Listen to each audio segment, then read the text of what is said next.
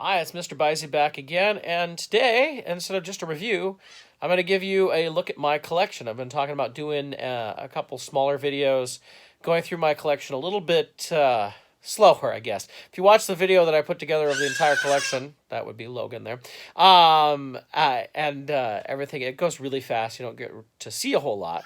So I thought I'd go through this a little slower so people can make out. Today we're going to take a look at what I call the hero collection. You can kind of see some of it behind me. I have like a lot of the hero characters put together with basically every figure that came out for each character all together on one shelf or multiple shelves as it would be. So let's go ahead and take a look. So here we kind of have a look at the bookshelves I have set up with all the hero characters in it. This is one of my earliest ideas I did in my collecting, going way back into the 90s when I first started it. It was a lot smaller then. So we start with Luke here, and you can see I've got the 12-inch in the back and a 6-inch in front, 3 3/4 inch, and then I've even mixed in like Galactic Heroes, Lego, and Micro Machines and the such. You're going to see that all through this. I tried to set all of these up so that they're in movie order. You can see we go from like Tatooine Luke to Stormtrooper Luke to X-Wing Luke to Ceremonial Luke to Hoth Luke and Dagobah Luke, Bespin Luke, and on. And then within each of those, because there's so many different versions within it, I try to go in order of release. Sometimes after 4 or 5 moves on some of this stuff, I don't always get the exact order anymore, or there's just so many dang figures for a particular set. You can see there's a lot of Jedi Lukes in there that it's hard to keep them in that order. When I first started this, they were just lined up one next to each other.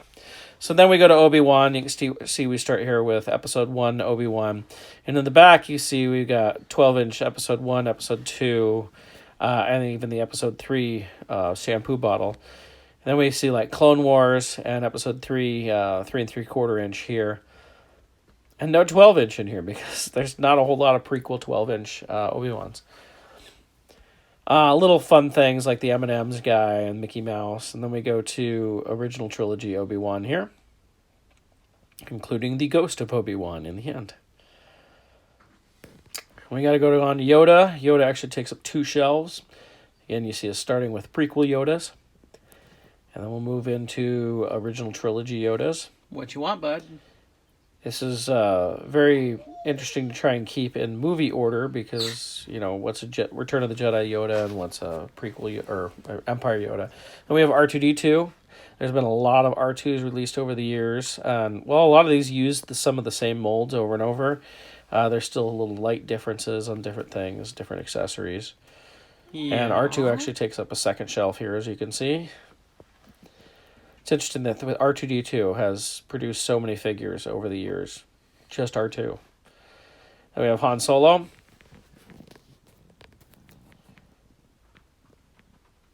Here again, we're starting with the with Solo figures, which some of them almost look a little crammed in there because this was all set, and then Solo came out, and I had a bunch of figures to add in there at the beginning, trying to keep it, again, in chronological order. And at the end of Han Solo, you can see all the different Han and Carbonites back there. One of those is a San Francisco Giants giveaway. One is there's the Black Series Han and Carbonite from San Diego Comic-Con. Then we go to Princess Leia, and we can see a lot of white dress Leias here. Not as many figures for Leia, 12-inch, 3 3/4 inch, or otherwise, unfortunately, over the years. Probably because it's considered a boy's property. But in the 12-inch, I do have like the not Galaxy Adventure, what was this called? 12-inch, kind of 12-inch figures that I did a couple years ago. And then the Disney Elite, well, not Elite, the Elite Premium or whatever, were like almost 12-inch dolls that they did from Disney. And we have C-3PO here, which has a lot of shininess to begin with because Hasbro used to make shiny 3POs. Not anymore, but you can see the difference. You can see a lot of different 3POs in there, going all the way from the naked Episode 1 3PO, actually from the Quarry 3PO, if you will. Then we have Padme's. Now, Padme has a lot of dolls from Episode 1. There was the higher-end dolls that Hasbro put out and the low-end, cheaper ones. A lot of figures for Episode 1, and as you go like Episode 2, there seems to be fewer, and of course fewer 12-inch. And when you get to Episode 3, there's barely anything anymore. Be good to get, what do we got, 2 Episode 3 Padmes in there? Yeah, that's it. And then I also have Ahsoka here. I had some extra room. We have Lando. Lando doesn't take up a full shelf, but we have all the Lando figures. And then next to Lando, I also have Jar Jar. Because I think Jar Jar and Lando belong together, but because it fit. Yes, that's actually a Jar Jar and Carbonite from the San Diego Comic-Con set. And then we have Lobot and L3 mixed in as well. I've got a couple little Jedi shells for Qui-Gon and Mace. So we see the Qui-Gon 12-inch and Mace 12-inch, the Qui-Gon 3 3/4 inch, and then there's a Mace 6-inch in there. And we go down a shelf, and we have some more Jedi 12-inch that have been done, and then all the Mace Windu 3 3/4 inch figures. Then we have Chewbacca. Chewbacca is actually at the top of my bookcases because he's so tall. It's easier to put him up there rather than try to fit him into the actual bookcases. There's been a lot of Chewbacca figures over the years. It's quite impressive by the number here. And then beyond Chewbacca, I have the old Unleashed and Epic Force line. I put all those at the top of the shelves.